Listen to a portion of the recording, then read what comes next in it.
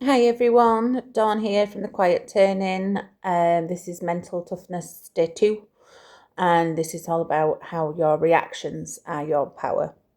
So most people think mental toughness is about pushing harder, and it's not. It's about controlling what happens inside you when things get hard. The response, the react. Yesterday we spoke about what mental toughness is, and today we'll go deeper into it. Mental toughness is not just endurance, it's how you respond in the moment that things go wrong. Because life will test you, plans fall apart, people let you down, you feel overwhelmed, frustrated, tired. Tired's a big one for me. When I'm tired, I have to be very careful. The question is not, will this happen? The question is, who are you when it does? So this is just something for you to think about. This is just some value I want to put in there, and just one, help you get to know me, and just two, just, reflect and have a little think about, think about it. So there are 3 layers to mental toughness. This is the focus for today. Mental toughness shows up in the 3 key ways, and that is 1, your reaction to stress. Do you panic? Do you pause? Most people react instantly. Mental tough people create a gap. You will have heard about the pause. I use the pause a lot. I pause for days, a day sometimes, just because I know I am getting full of stress or anxiety or emotion. I can tell when I am not doing the things that keep me sane. So I have to pause. I have to reflect. I have to recalibrate. I have to do all of these things, retry, readdress. It's all kind of things that I have to do. So do you panic or do you pause? The gap, the pause is where the power is, because that moment is where you get to choose the calm over the chaos, the quiet over the noise, the response over the reaction, the direction over the emotion.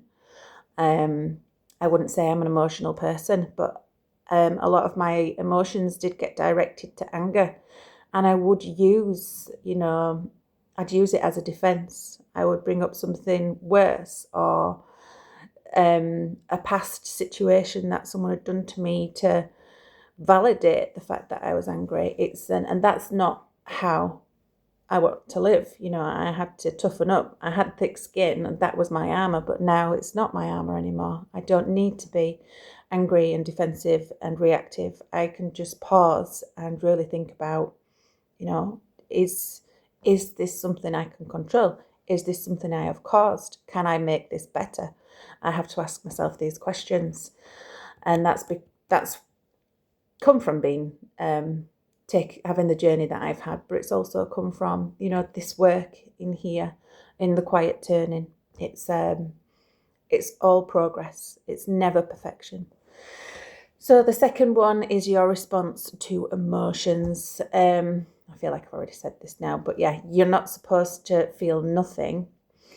You will definitely feel frustration, anger, disappointment. All those will come first. Mental toughness is not about removing that emotion. It's just not letting the emotion control your behavior. When our body reacts, we have to have that pause to stop the reaction. And usually an emotion is something from related to past traumas, to past things. If someone mentions something and it triggers you, it's usually from something else. So we can't always trust our emotions. Anyone can act calm when life is easy, and mental toughness is staying steady when it's not. Life is not always easy, and it is easy to act calm when everything is going well. But when it's not, can you still act calmly? Can you still act rationally? Can you still pause and think about it? And then the third one is your ability to recover. This is where most people fail. I was and still am one of these people. It hurts me when something has happened. So they don't break because of the problem. They break because they stayed down too long. I I say it a lot inside the quiet turning, I have to be careful of the curveball that comes after something, especially if I have reacted well, because that's when my ego can grow and think, I did really well then. And I can, you know, start getting on a high horse or put myself on a pedestal, or it can go the other way and I can get really down about it and really overthink the situation and what I should have said, what I could have said, what I would have said in the past, and it's really hard to let go of that. It really is, but practicing it daily and consistently, it eases this and you do start to recover. So mentally tough people still get hit, but they just don't stay there. It's the letting go theory, the let them theory, the let go theory, all of these things that we know, that I know, that I read, and it's I feel like I do. It's consistently using those theories, and that's where you start to reset faster. So the truth most people avoid is mental toughness is uncomfortable. It is hard letting them do their thing and staying quiet or pausing or walking away or whatever it is, or agreeing, be agreeable, but not in a sarcastic way. It means sitting in frustration without escaping. You have to sit with the emotion for a little bit to let it ease. Continuing when the motivation drops, huge one, and this is why inside the quiet turning it's all structured. It's this is the value that is in here, and this is why I want to pass this on. It's motivation does not feed us.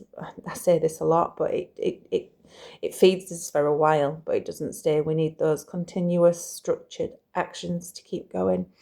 And that's it's uncomfortable when your motivation drops and you don't feel it and you have doubt and you do worry and you feel maybe that you've put yourself out there too much. All these things are what everyone goes through, but continuing when that motivation drops is also very uncomfortable.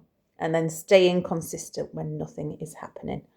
There's when you will, because I'm hoping you will, when you start to build your own business and make your own life path and decide where you want to go through doing, hopefully, the skills accelerator first, cheap, cheerful, full of value, and will get you to a really good place at the end. Obviously, that's another course that I've done. Not a course really, it's a step up to that, from that $100 to that 5 to 10k fast. No fluff, no mess, just thingy, and this is it. There will be times when nothing is happening and you'll feel like it's not working, and that's part of growth too. All of this stuff ties into each other inside the quiet turning, inside the other schools that I'm part of. This is all an ecosystem that works together. A bit of everything is in those other schools to make it a huge system. And then obviously inside the quiet turning, it's just for your personal growth and your personal journey and your journey to get your own business going or your own school going, or to use in coaching if that's what you do, or in recovery centres or mental health centres, or just for your friends and family who struggle with, real life things. So that's why most people don't build, because of those three things. They sit in the frustration, they don't continue when the motivation drops, and they do not stay consistent. They don't stay consistent when nothing is happening. And that's why most people don't build, not because they can't, but because they stay in this long enough. Like I said, I've stayed in things long enough, and it's stopped me. It's pulled me to a halt. So today is simple. There's a little action for you today. It's simple but powerful. I want you to use the pause practice when anything triggers you today, and it can be anything.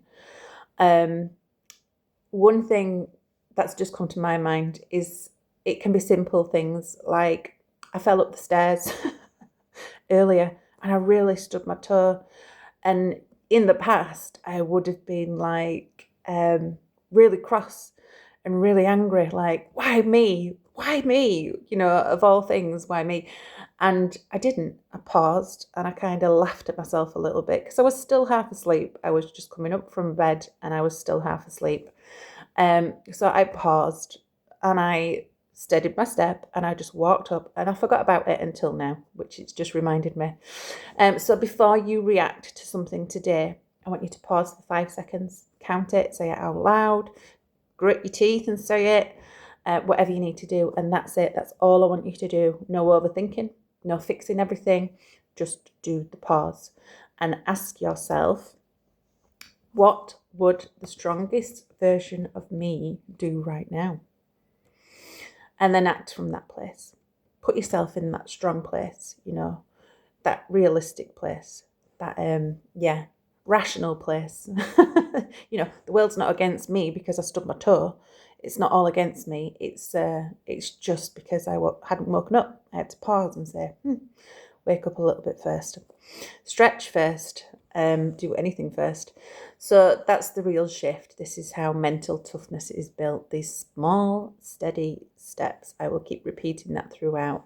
You know, these are not in big moments. This is in the small ones. It's over and over again, repetitive and quietly. You know, you don't need to become someone else. You just need to become more intentional.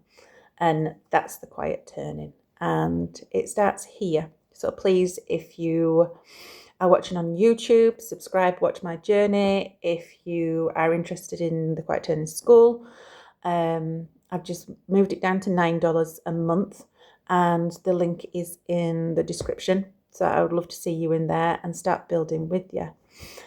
So thank you very much. That is day 2 of mental toughness.